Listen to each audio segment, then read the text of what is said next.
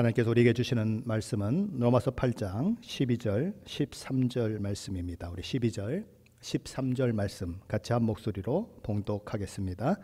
그러므로 형제들아, 우리가 빚진 자로되 육신에게 져서 육신대로 살 것이 아니니라.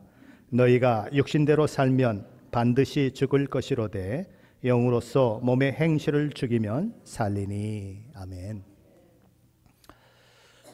오늘 저와 여러분이 함께 나누게 될 로마서 8장 12절 말씀을 시작으로 사도 바울은 이미 구원받아 하나님의 자녀가 되었으나 몸은 아직 최종적이고 궁극적인 구원에 이르지 않은, 마치 이중적인 구조 속에 살고 있는 신자가 그 몸이 아직도 가지고 있는 죄와 부패와 어리석음과 연약한 것들을 어떻게 이겨야 할 것인가, 죄와 어떻게 싸워야 하는가 하는 문제를 다루고 있습니다.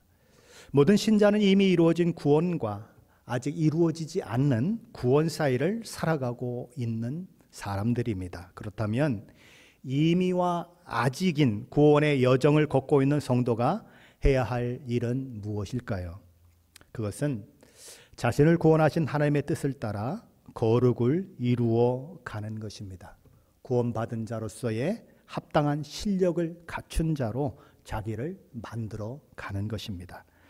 그러므로 성도의 삶이 무엇이냐라고 할 때에 성도의 삶은 이미 얻은 구원과 아직 최종적으로 이루어지지 않은 구원 사이를 사는 사람으로서 그 속에서 내가 거룩하니 너희도 거룩할지어다 라고 말씀하신 하나님의 명령을 따라 자기를 거룩하게 만들어가는 삶, 그것이 믿는 자, 성도의 삶이다 라고 그렇게 정의할 수 있겠습니다. 그것을 다른 말로 이야기한다면 성화의 과정이다 라고 이야기하는 것입니다. 그렇다면 성화는 어떻게 이루어가는 것일까요? 그리고 성화와 관련해 가지고 있는 오해들은 어떤 것들이 있을까요? 한번 좀 거꾸로 살펴보겠습니다. 먼저 성화에 대한 잘못된 견해에는 대표적으로 두 가지 견해를 생각할 수 있습니다. 성화에 대한 첫 번째 대표적인 오해는 성화를 우리가 구원받은 것과 마찬가지로 단번에 영원히 이루어지는 것이라고 생각하는 견해입니다.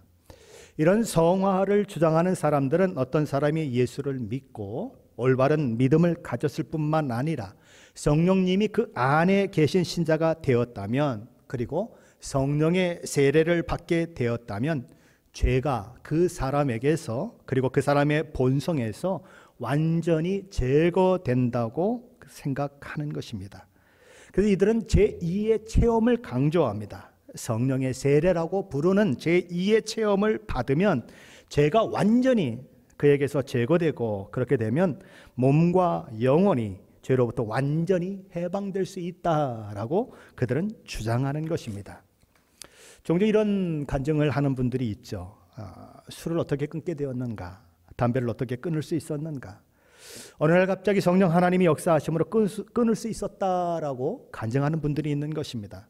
어느 날 갑자기 그 좋아하는 술을 먹었는데 갑자기 구토가 나는 것입니다. 먹은 것을 다 토해냅니다. 왜 이러지? 내가 왜 이러지? 또 마셨어요. 그런데 또 토하고 또 토하고, 또 마시면 또 토하고, 그런 일이 반복되고 술맛이 없어져 버리는 것입니다. 그래서 술을 끊었어요. 담배를 아주 꼴초처럼 피우는 사람이 있습니다. 그런데 담배를 피웠는데 갑자기 머리가 핑 도는 것입니다. 몸을 가누기 어려워서 문지방을 기어서 들어갈 만큼 그런 현상이 생기는 거예요. 너무 현기증이 나고 그래서 담배를 먹을 수가 없게 되어서 끊었다라고 이야기하는 사람들이 있습니다. 자기 간증이죠. 이런 경험을 한 분들은 이렇게 얘기합니다. 그게 자기 힘으로 되겠습니까? 하나님이 주신 힘으로 그 일이 된 거죠. 내가 한 것입니까? 하나님이 하신 거죠. 자, 그렇다면 이런 개인적인 경험과 같이 성화도 내 노력으로 되는 것이 아니라 하나님께서 단번에 영원히 해주시는 것이라고 생각한다면 그 생각이 성경적인 생각인가라는 것입니다. 어떤 사람들은 성령 충만을 받고 성령 세례를 받으면, 성령에 붙잡힌 바 되면 절대 죄를 짓지 않으며 죄가 생각나지도 않을 것이다 라고 주장합니다. 그러므로 우리가 해야 할 일은 뭐냐? 성령 충만을 받기 위해서, 성령 세례를 받기 위해서 열심히 기도하는 것이다. 그러면 성령의 역사로 말미암아 죄를 벗어나 죄를 이기는 사람이 될 수 있다라고 주장하는 것입니다. 정말 그럴까요?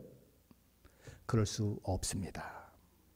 어떤 한 가지 체험으로, 순간적인 어떤 획기적인 성령의 역사로 다시는 죄가 시험도 하지 않고 우리 몸에 접근도 하지 않는 그런 거룩한 몸을 만들어내는 사건은 있을 수 없습니다. 그것은 성경이 이야기하는 주장이 아니라는 것입니다. 성화에 대한 두 번째 대표적인 오해는 죄와의 싸움을 스스로 하려고 하는 게 문제가 있다. 그냥 주께 맡기기만 하면 주님이 대신 싸워주시고 우린 죄를 이길 수 있다라고 하는 그런 견해인 것입니다. 그러므로 이들은 뭐라고 주장합니까? 스스로 죄와 싸우려고 하는 것을 포기하는 것이 좋다. 포기해야만 한다. 내가 아니라 우리 주님이 내 대신 싸우도록 하기만 한다면 나는 죄와 싸워 이길 수 있는 그런 은혜를 경험하게 된다라고 이들은 주장하는 것입니다. 이들이 이런 주장을 하고 있는 주장을 뒷받침하는 말씀으로 이야기하는 것이 마태복음 11장 28절로 30절 말씀이죠. 수고하고 무거운 짐진 자들아 다 내게로 오라. 내가 너희를 쉬게 하리라. 나오는 마음이 온유하고 그리고 겸손하니 나의 명예를 메고 내게 배우라. 그리하면 너희 마음이 쉼을 얻으리니 이는 내 멍에는 쉽고 내 짐은 가벼움이니라 하시니라. 이 말씀을 근거로 그런 주장을 하는 것입니다. 그러나 이 말씀은 구원에 대한 초청이지 성화에 대한 초청이 아닌 것입니다. 구원받은 우리는 죄와 싸우는데 무력한 존재가 아니에요. 죄와 싸우면 백전백패할 수밖에 없는 운명 속에 처해진 자가 아닌 것입니다. 요한일서 5장 4절과 5절은 이렇게 말씀합니다. 무릇 하나님께로부터 난 자마다 세상을 이기느니라. 세상을 이기는 승리는 이것이니 우리의 믿음이니라. 예수께서 하나님의 아들이심을 믿는 자가 아니면 세상을 이기는 자가 누구냐라고 묻고 있어요. 무슨 이야기입니까? 구원받은 그리스도인은 세상을 이길 수 있다는 거예요. 예수 믿기 전에, 새 생명을 얻기 전에 우리는 그야말로 죄에 대해서 무력한 자였어요. 그때는 하나님을 알지도 못했고 하나님의 말씀에 순종할 수도 없는 자였습니다. 하나님을 기쁘시게 하는 삶을 살 수도 없었으며 우리의 모든 행동은 하나님과 상관없는 삶이었어요. 하나님 보시기에 경건하지 않는 삶, 불의한 삶일 뿐이었습니다. 그러나 이제는 그렇지 않다는 거예요. 구원받은 하나님의 백성으로 새 사람이 되었다는 것입니다. 새로운 생명의 원리가 우리 안에서 역동적으로 역사하고 있다는 거예요. 그래서 우리는 죄와 싸울 수 있고 죄를 대적할 수 있다는 것입니다. 또한 우리에게는 죄를 이길 수 있는 능력도 부어졌다는 거예요. 그러므로 그리스도인이 되었다면 내게 능력이나 힘이 부족해서 죄를 이길 수 없다라고 불평해서는 안 된다는 것입니다. 그리스도인은 나는 죄와 싸우는 일이 아무것도 할 수 없는 무력한 사람입니다라고 이야기할 수 없다는 거예요. 그렇게 이야기하는 것은 성경을 부정하는 것입니다. 마가복음 3장에 보면 손 마른 사람에 대한 이야기가 나오죠. 손이 말랐다고 하는 것이 무엇입니까? 손이 나무 막대기처럼 돼서 전혀 쓸 수 없는 상황이 만들어져 있는 사람, 바로 손 마른 사람인 것입니다. 근데 우리 주님이 그 사람을 향해 이렇게 말씀하세요. 내 손을 내밀라. 말이 됩니까? 아니 손이 말라가지고 뻣뻣하게 나무 토막처럼 되어 있는데 손을 내밀라니요. 말도 안 되는 소리를 하나님이 하고 우리 주님이 하고 계신 거죠. 그것과 똑같은 모습이 구원받기 전에 우리라는 거예요. 하지만 우리 주님은 손 마른 사람을 향해서 뭐라고 말씀하셨습니까? 내 손을 내밀라 라고 말씀하셨어요. 그러자 손을 전혀 사용하지 못했던 사람이 손을 내밉니다. 어떻게 그 일이 가능하게 되었을까요? 이유는 간단해요. 우리 주님께서 그의 손을 이미 치료하셨기 때문입니다. 그의 죽을 손을 살아있는 손으로 만들어 주셨기 때문이에요. 그래서 손을 내밀라고 하시는 거예요. 우리는 로마서 8장 13절의 말씀을 통해서 몸의 행실을 죽이라는 명령을 대하고 있습니다.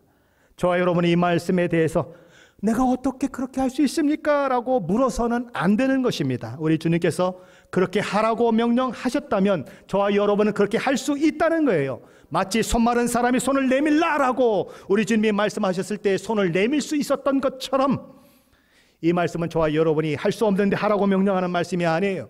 할 수 있기 때문에 하라고 명령하고 있는 말씀인 것입니다. 우리는 성령 하나님을 힘입어 그 일을 할 수 있는 자들인 것입니다. 우리는 생명을 가지고 있어요. 우리는 죄와 싸울 힘과 능력을 가지고 있는 자들이에요. 우리는 몸의 행실을 죽일 수 있는 자들인 것입니다. 몸의 행실을 끝장낼 수 있는 사람들이에요.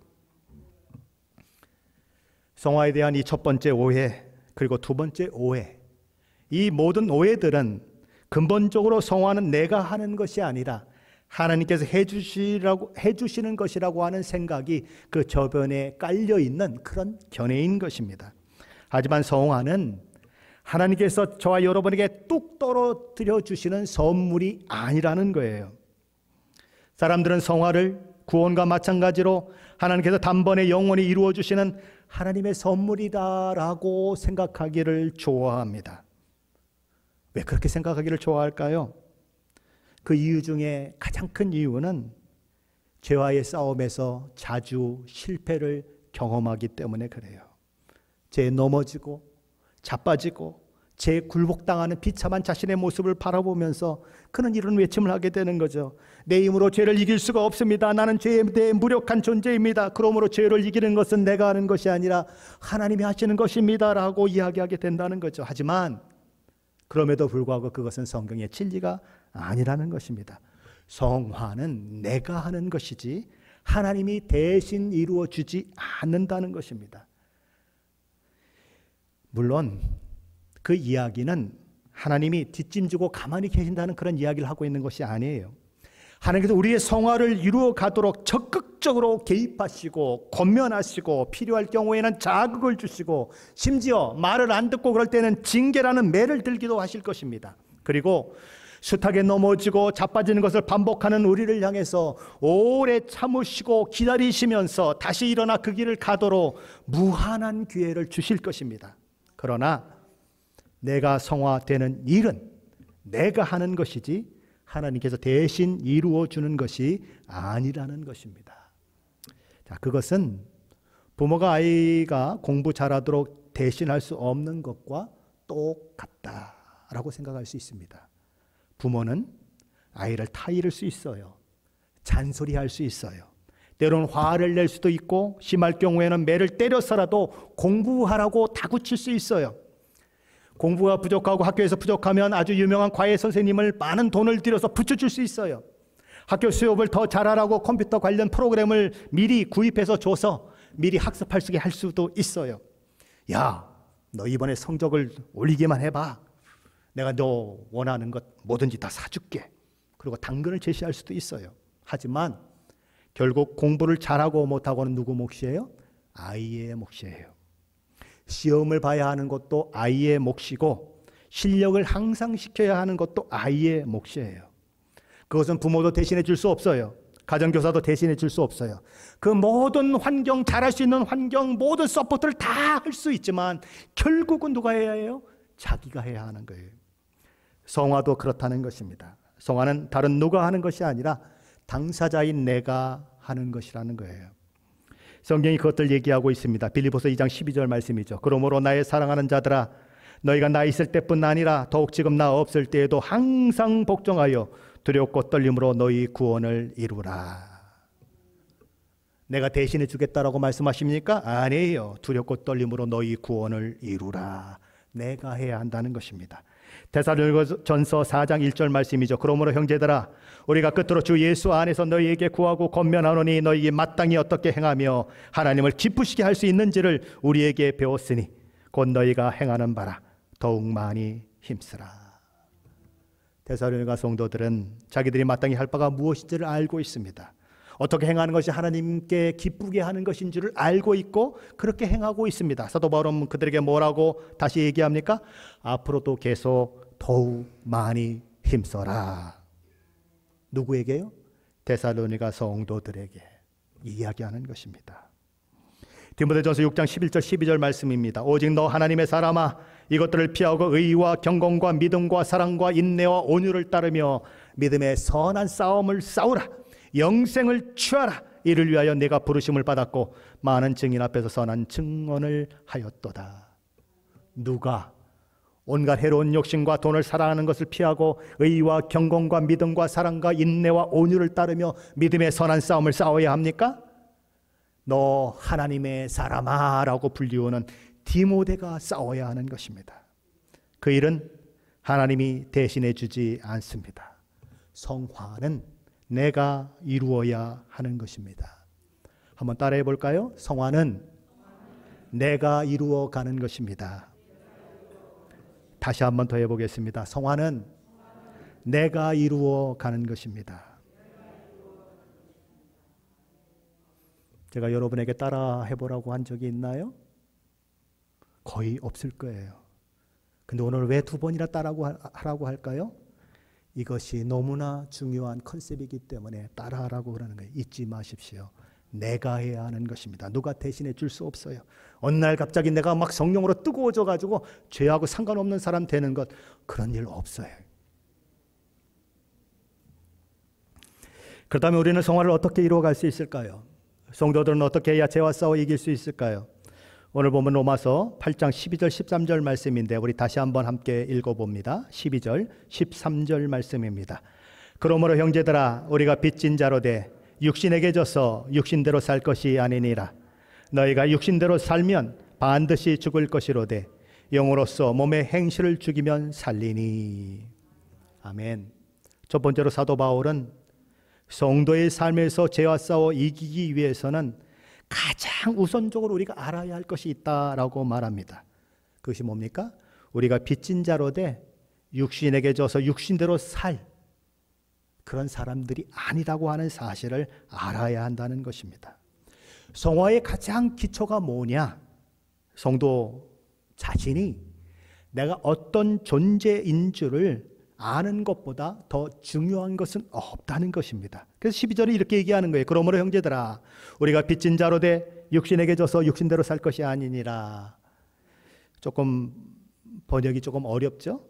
세번역 성경으로 읽어보면 이렇습니다. 그러므로 형제자매 여러분 우리는 육신을 따라 살도록 육신의 빚을 진 사람이 아닙니다.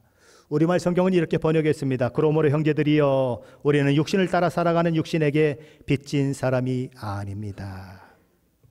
사도 바울은 우리가 빚진 자다라고 이야기합니다. 그러나 우리가 빚을 진 것은 우리 육신에게 빚을 진 것이 아니라 우리가 빚을 진 것은 복음에 빚진 사람이고 하나님께 빚진 사람이고 예수 그리스도께 빚진 사람이지 육신에 빚진 사람이 아니다라고 얘기하는 거예요.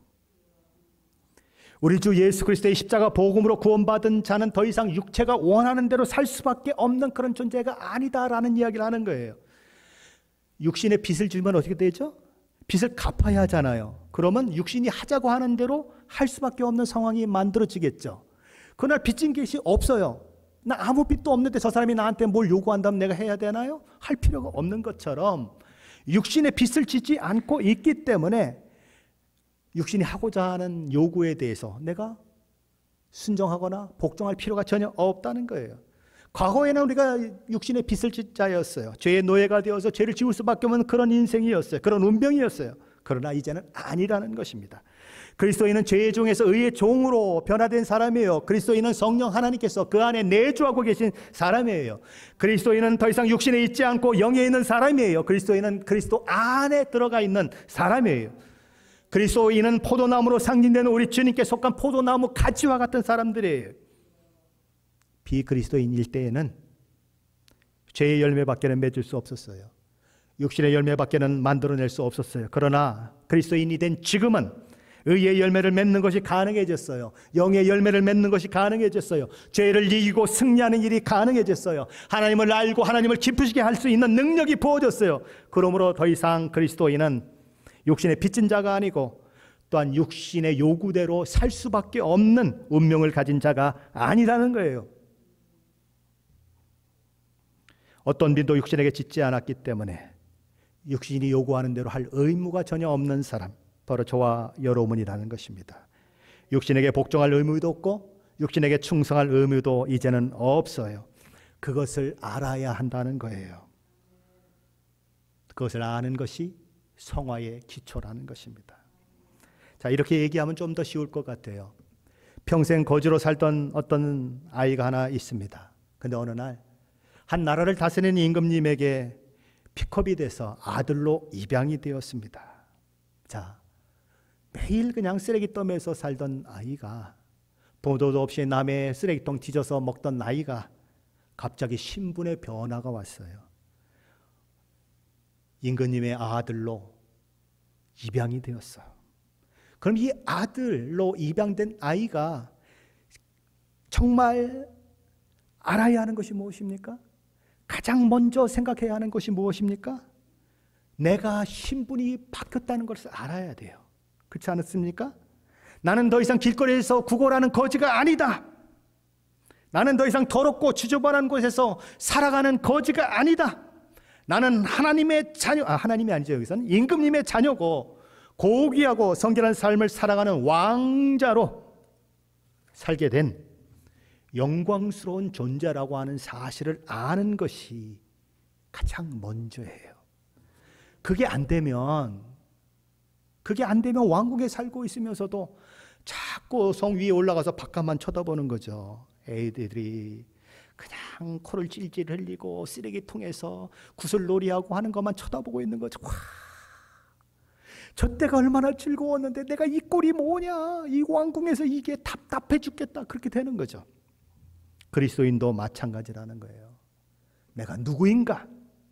하나님께서 예수 그리스도를 보내서 나를 구원하신 이유가 무엇인가? 나는 어디로 가는 인생인가? 그것을 아는 것만으로도 저와 여러분의 본능들과 소원들이 요구하는 것, 이 세상의 기쁨과 가치만을 추구하는 사는 그것으로부터 벗어날 수 있는 그런 은혜가 부어진다는 거예요. 내가 누구냐? 그것을 정말 알면 성화의 시작이 이루어질 수밖에 없다는 것입니다. 두 번째로 사도 바울은 성도들의 삶에서 죄와 싸워 이기기 위해서 성도가 해야 하는 일은 영으로서 몸을 행실을 죽이는 것이다 라고 말씀하고 있습니다. 오늘 본문 13절인데 다시 한번 같이 읽어봅니다. 13절입니다. 너희가 육신대로 살면 반드시 죽을 것이로되 영으로서 몸의 행실을 죽이면 살리니. 여기 육신대로 살면이라고 하는 이 말은 현재 시제로 되어 있습니다. 현재 시제는 어떤 일이 지금 계속 일어나고 있는 것을 가리킬 때에 그렇게 쓰는 시제인 것입니다. 그러므로 13절 말씀을 그 의미를 살려서 다시 읽어보면 너희가 육신대로 살면, 계속해서 그렇게 살아간다면 반드시 죽을 것이로되 영으로서 몸의 행실을 죽이면 살리니라는 말씀인 것입니다. 자, 사도 바울의 이 말을 한번 보겠습니다. 사도 바울은 첫째로 너희가 육신대로 살면, 그 속에서 계속해서 그렇게 살아간다면 반드시 죽을 것이다 라고 말씀하고 있습니다. 그럼 이 말씀이 의미하는 바가 뭐냐는 거예요.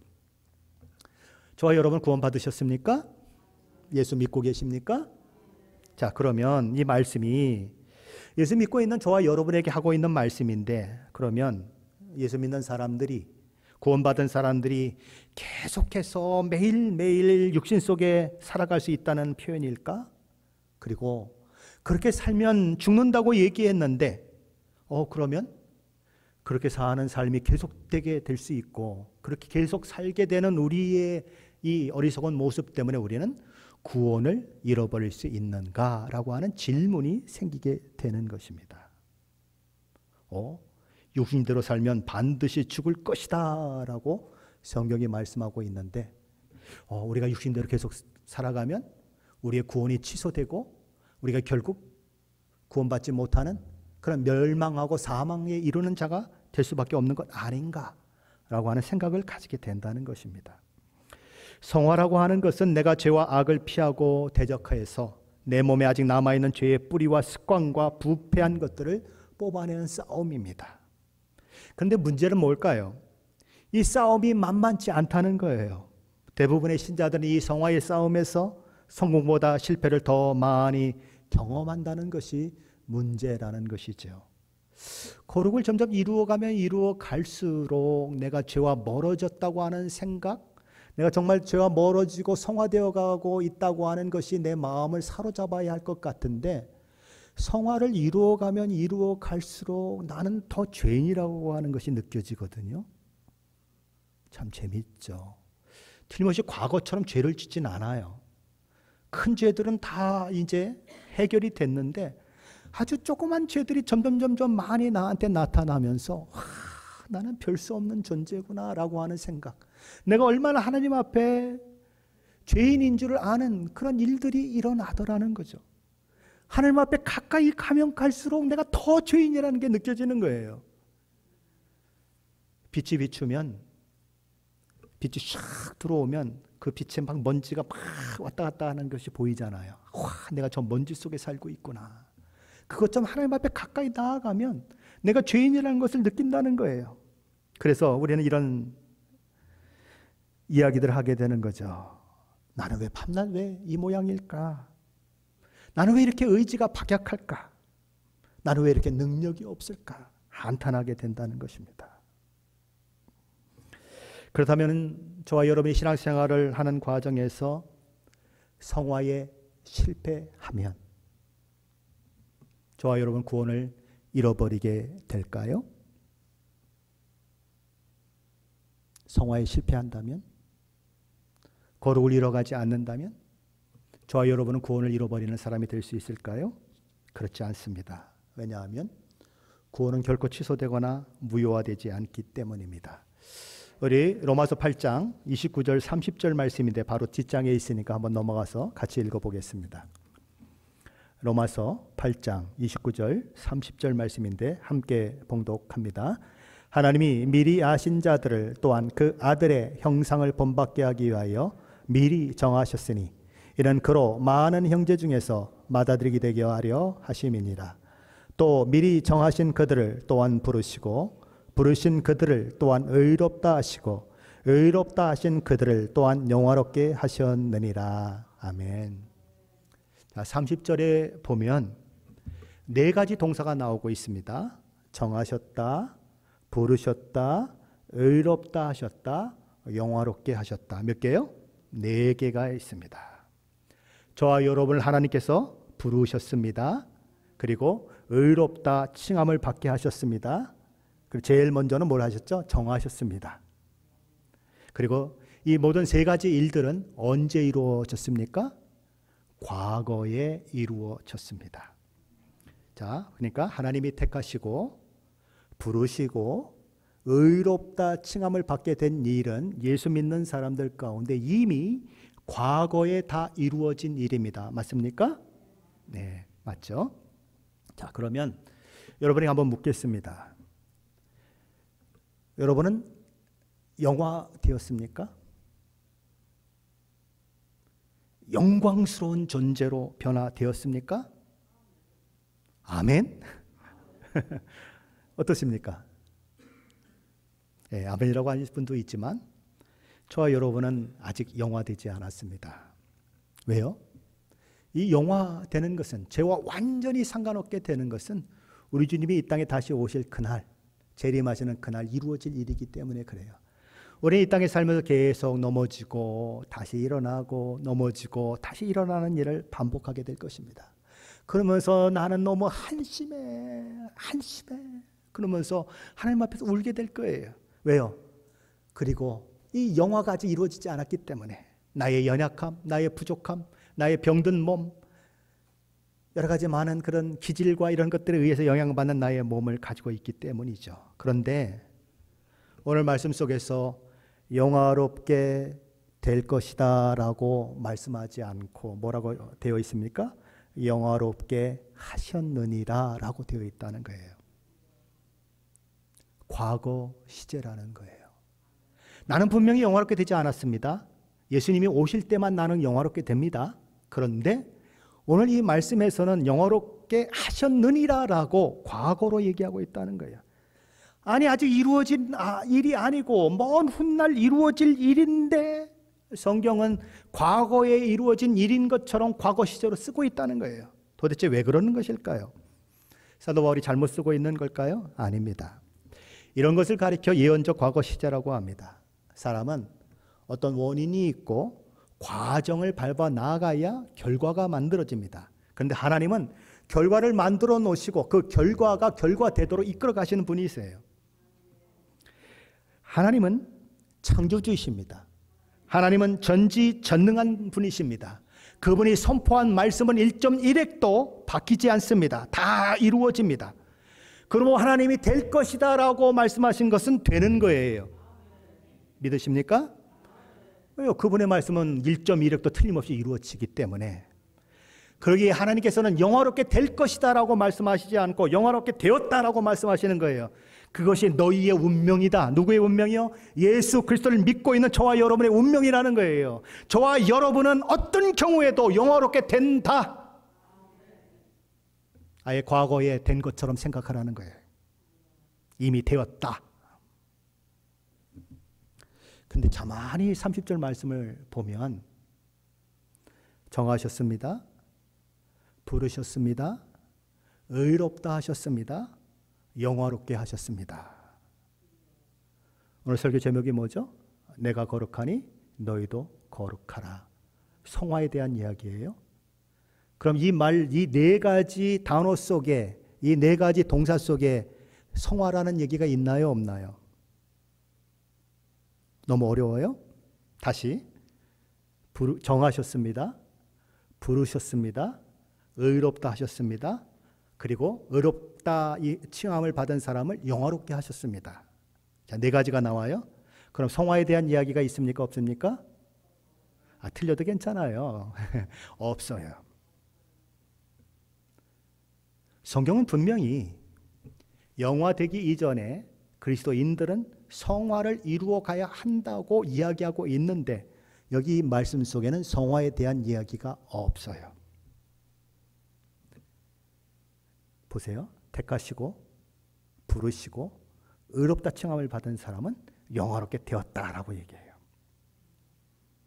이미 저와 여러분은 영화롭게 되었다라고 성경은 선언하고 있는 것입니다. 의롭게 된 사람은 이미 영화롭게 된 사람이다. 이 두 사이에 우리가 놓여 있는 것이에요. 자, 이걸 어떻게 다시 설명해야 되면 이렇게 설명할 수 있습니다. 자, 저와 여러분을 하나님이 택하셨습니다. 부르셨습니다. 의롭다 칭함을 받게 하셨습니다. 이걸 가리켜서 우리는 구원받았다라고 얘기합니다. 맞아요? 우리는 구원받은 사람들입니다. 자, 그럼 우리가 어떻게 영화롭게 될 수 있는가 하는 것입니다. 그러면 구원받은 사건과 영화롭게 되는 사건이 여기 있다고 생각하십시다. 여기에 다리가 놓여져요. 쫙 다리가 놓여져서 여기서 우리가 딱 의롭게 된 존재가 영화롭게 된 존재로 가는 것입니다. 자, 그러면 이 영화롭게 되는 그 존재, 다리가 놓여져 있는 것이 성화의 과정이라고 생각하면 내가 다리가 어디서부터 어디까지 가야 됩니까? 의롭게 된 것으로부터 저 영화롭게 된 것까지 가야만 건너가죠. 맞아요?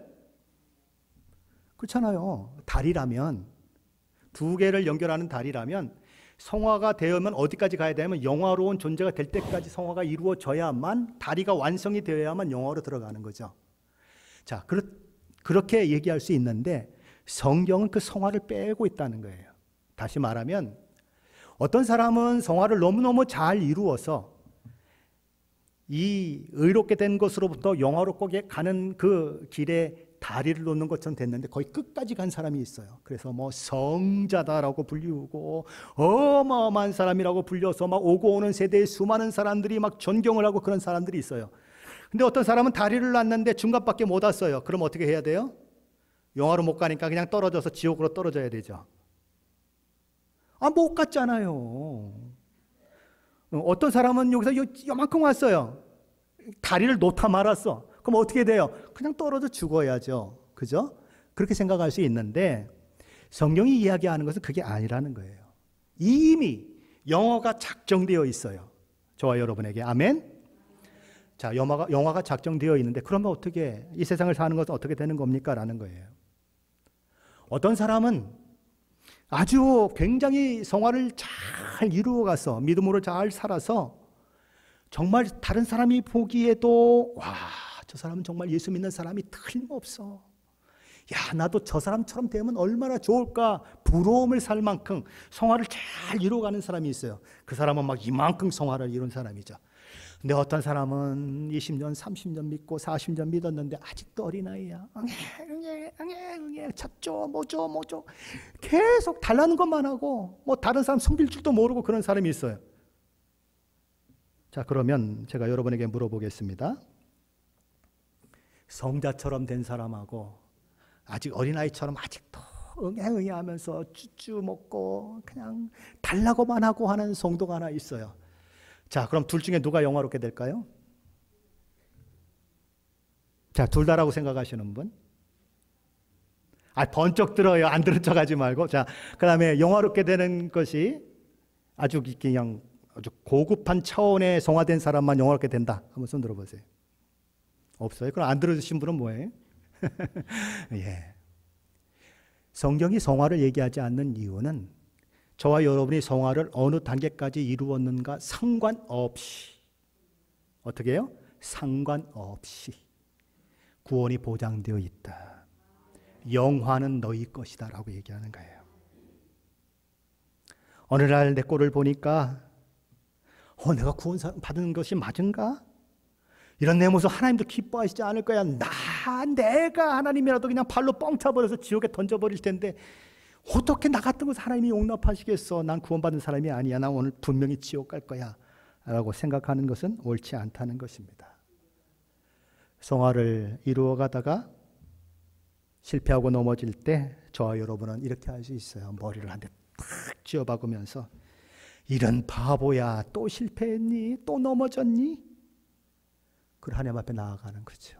하나님, 내가 또 넘어졌습니다. 내가 또 실수했습니다. 또 죄를 지었습니다. 아버지 하나님, 이 죄를 용서하시고 불쌍히 여겨주십시오. 그리고 내게 허락된 것이 무엇인지 알게 해주세요. 내 이 신분이 가진 영광이 무엇인지 하나님 알게 해주세요. 하나님께 내게 허락된 그 놀라운 축복이 무엇인지를 알게 해주세요. 그래서 세상 것에 내 마음 뺏기지 않게 하시고 하나님 나라를 바라보며 살아가는 사람이 되게 해주세요라고 기도하는 거예요. 그리고 다시 오뚜기처럼 일어나서 어떻게 해요? 성화의 길을 가는 것입니다. 아이고 내가 넘어졌구나 툭툭 털고 다시 가는 거예요. 성도는 그렇게 수많은 실패와 실수를 반복하면서 믿음이 커가는 거예요. 마치 어린아이가 이제 뒤집었다 그러고 좋아하다가 좀 있다 하면 진다고 좋아하다가 얘가 일어나지 않습니까? 그럼 일어나다가 주저앉고 일어나다가 주저앉고 가다가 넘어지고 그래서 어떨 때는 코도 깨지고 여기도 상처 나고 그런 모습 보이지 않습니까? 그럼 아이가 넘어질 때 여러분 그 아이한테 쟤 죽어서 그래 라고 얘기하는 사람이 있습니까? 없어요. 맞죠? 죽었기 때문에 제가 넘어지는 거 아니잖아요. 그죠? 살아있기 때문에 넘어지는 거예요. 성도도 마찬가지입니다. 저와 여러분의 성화의 과정에서 실패했을 때 가슴이 답답해오고 내가 도대체 왜 이럴까? 이렇게 못났을까? 라고 하는 애통이 밀려오는 것은 무엇 때문이에요? 저와 여러분이 영적인 사람, 영적으로 살아있는 사람이기 때문에 그래요. 그 감각이 있기 때문에 그래서 애통해야 하는 거예요. 살아있기 때문이라는 거죠. 그러므로 저와 여러분이 넘어졌을 때 그리고 저와 여러분이 실패했을 때 가슴을 치며 통곡할 수밖에 없을 때 저와 여러분은 오히려 내가 하나님 앞에 영적으로 살아있는 사람이고 영화가 보장되어 있는 사람이 분명하다고 하는 것을 깨닫고 난 이제 못해 이게 아니고 다시 일어나. 그래, 나는 결국은 영화롭게 될 사람이지. 그러니 내가 다시 일어나 성화의 길을 밟아 가겠다라고 이야기할 수 있는 사람, 그 사람이 저와 여러분이라는 것이에요. 사도 바울은 둘째로 영으로서 몸의 행실을 죽이면 살리다라고 얘기합니다. 여기서 몸의 행실은 죄나 욕망이나 불의의 유혹을 받아 하게 되는 행동들을 말합니다. 그러므로 영으로서 몸의 행실을 죽이라는 것은 근본적으로 우리가 누구인지를 확인해서 우리의 삶을 우리의 육신의 본능과 소원에 맡겨두지 말라는 것입니다. 내 몸을 어디로 무엇을 위해 준비시켜야 하는지 분별하라는 것입니다. 그런데 여기 우리가 생각해야 하는 것은 죽이라는 표현이 아까 말씀드린 그것과 마찬가지로 현재 시제라는 거예요. 한 번 죽이는 것으로 끝나는 것이 아니라 끊임없이 죽여야 한다는 것입니다. 이 영적인 싸움은 어느 날 한 번 딱 해서 끝나는 것이 아니고 저와 여러분이 죽는 날까지, 주님 앞에 서는 날까지 계속되는 싸움이라는 것입니다. 성화에 관한 싸움은 끊임없이 해야 하는 것이고 죄를 이길 때까지 해야 하는 싸움이라는 거예요. 이길 수 있는 실력을 갖출 때까지 싸워야 한다는 것입니다. 물론 성화의 과정에서 언제나 100% 이기는 사람은 아무도 없어요. 그러나 그럼에도 불구하고 우리는 이길 때까지 싸워야 한다는 것입니다. 가끔 사람들 이런 얘기하죠. 마음은 원이로되 육신이 약하도다. 누가 한 말이에요? 예수님이 제자들에게 한 말이에요. 그런데 자기가 자기한테 얘기하면 안 되죠. 그거는 말이 안 되는 거예요. 그런 말 하지 마시고, 그런 말을 가지고 그냥 요리조리 빠져나가려고 그러지 마시고 죄와 싸우는 것을 끝까지 해내야 한다는 거예요. 예수 믿었다면 그렇게 살아야 한다는 거예요. 혹시 그것이 짐으로 여겨지는 분들이 있으십니까?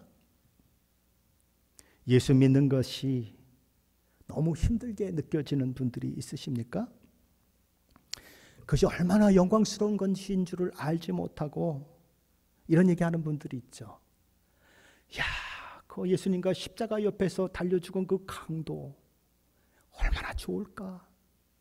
딱 죽기 전에 예수 딱 믿고 나 천국이야 짠 하고 나타나면 얼마나 좋을까? 예수 믿고 나니까 하지 말라는 것도 많고 하라는 것도 많고 뭐 해야 할 일도 많고, 아이고 이럴 것 같으면 내가 뭐 하려고 예수를 일찍 믿었을까?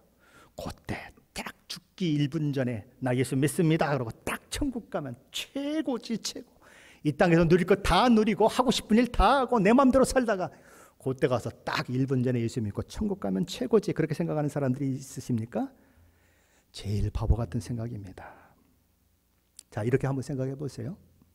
매일 쓰레기 더미를 뒤지며 살던 거지 아이가 한 나라의 임금의 아들로 입양되어서 장차 그 나라를 다스릴 왕이 될 왕자로 세워지기 위해서 가르침 받고 궁중의 예절을 배우고, 그리고 백성들은 어떻게 다스려야 하는지를 배우고, 그런 일들이 있을 것입니다. 본인에게 많이 힘들겠죠? 그렇죠. 공부하지 않던 아이가 공부하려고 그러니까. 마음대로 살던 아이가 이상한 그 뭐 옷들, 삐까번쩍한 옷을 입고 또 걸음걸이서 더 모든 걸 다 또 이렇게 연습해야 되니까 얼마나 힘들겠어요. 그 아이에게는 어쩌면 짐처럼 엮여질지도 모릅니다. 그러나 그것이 짐인가요? 아니에요. 그 일은 너무나 영광스러운 거예요. 그 일은 엄청난 자랑할 수 있는 조건이고 특권이고, 그 일은 정말 기뻐할 수 있는 그런 일이에요. 그것처럼 하나님의 자녀로 부름받은 저와 여러분이 성화를 이루어져 가는 그 과정은 때로는 힘들고 때로는 고통스럽고 때로는 아픔의 눈물을 흘린다고 하더라도 그것은 결코 짐이 아니에요. 뭐라고요? 영광이고 자랑이고 특권이고 기쁨이라는 거예요. 하나님이 어떻게 나 같은 것을 부르셔서 이 길을 가게 하셨는가? 하나님이 나가 뭔데 하나님의 자녀로 삼아주셨는가? 그 영광의 하늘나라에서 왕 노릇하는 그런 사람으로 삼아주셨는가? 내가 이 영광의 길을 가고 있구나. 내가 이 자랑스러운 길을 가고 있구나. 내가 이 특권을 가진 그 길을 가고 있구나. 그것을 짐으로 여기는 것이 아니라 영광으로, 특권으로, 자랑으로, 기쁨으로, 감사로 느낄 수 있어야 한다는 거예요. 그것이 저와 여러분이 성화로 가는 길이에요. 영광스러운 길이에요. 쓰레기 더미에서 사는 거지가 아니라 왕궁에서 사는 자이기 때문에 그 일이 저와 여러분에게 허락된 거예요. 히브리서 12장 1절 2절은 이렇게 말씀합니다. 제가 현대인의 성경을 읽어보겠습니다. 이렇게 많은 증인들이 우리를 지켜보고 있습니다. 그러므로 우리도 모든 무거운 짐과 얽매이기 쉬운 죄를 벗어버리고 목표를 향해 꾸준히 달려갑시다. 그리고 우리 믿음의 근원이시며 우리 믿음의 완전케 하시는 예수님을 바라봅시다. 그분은 장차 누릴 기쁨을 위하여 부끄러움과 십자가의 고통을 참으셨으며 지금은 하나님 오른편에 앉아 계십니다. 어떻게 하자고요? 무거운 짐과 얽매기 쉬운 죄를 벗어버리고 목표를 향해 꾸준히 달려가십시다. 그리고 우리의 믿음의 근원이시여 우리 믿음의 완전케 하시는 예수님을 바라보십시다. 그 예수님이 어떻게 하셨는데요? 앞에 있는 기쁨을 위해서 십자가의 고통을 마다하지 않으셨어요. 앞에 있는 그 기쁨을 위해서 십자가에서 죽는 것을 마다하지 않으셨어요. 그것이 너무나 영광스러운 것이고 그것이 너무나 아름다운 특권이고 기쁨이고 자랑이었기 때문에 이 땅에서 십자가를 지고 채찍에 맞고 욕을 먹고 비난을 당하고 개의치 않고 그 길을 가셨어요. 그리고 전국에 하나님의 우편에 앉아 계셔서 온 세상을 다스리시는 영광된 존재로 지금 있으신 것입니다. 그분을 바라보라는 거예요. 그분이 가신 길을 가자는 거예요. 그분이 하나님 나라의 영광을 바라보며 그 기쁨을 위하여 이 땅의 모든 것을 희생하고 이 땅에서 모든 아픔과 고통을 이겨냈던 것처럼 저와 여러분도 그렇게 살자라고 얘기하는 거예요. 그것이 성화의 과정이에요. 저와 여러분은 그것이 영광된 길임을 알고 계십니까? 그 길이 자랑스러운 길이고 특권의 길임을 알고 계십니까? 그렇다면 예수님처럼 그 길을, 그 목표를 향해 꾸준히 달려가십시오. 그런 은혜가 저와 여러분 가운데 있으시기를 예수 그리스도의 이름으로 간절히 축원합니다.